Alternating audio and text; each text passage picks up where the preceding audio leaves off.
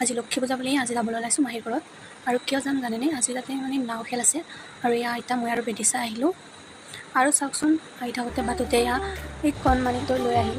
তাৰপিছত এয়া মাহী আমাৰ কাৰণে ৰুটি আৰু ঘুগুনি যোগাৰ কৰি আছে। কিয় যাইছোঁ? য'ত নাও খেলা ষ্টাৰ্ট হ'ব তাতে যাই আছোঁ আমি। এইটো হৈছে ষ্টাৰ্টিং পইণ্ট গাইজ, ইয়াৰ পৰা আৰম্ভ হ'ব। তাৰপিছত এয়া আমি নাও খেলা ক'ত পৰা ষ্টাৰ্ট হয় চাই মেলি আহি এয়া নাও খেলা আৰম্ভই হৈ গ'ল।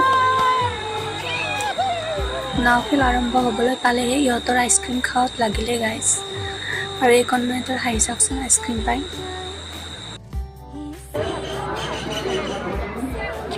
নাও খেলা শেষ হ'ল গাইজ, আমি এতিয়া ঘৰত যাম। ঘৰত যাম ন?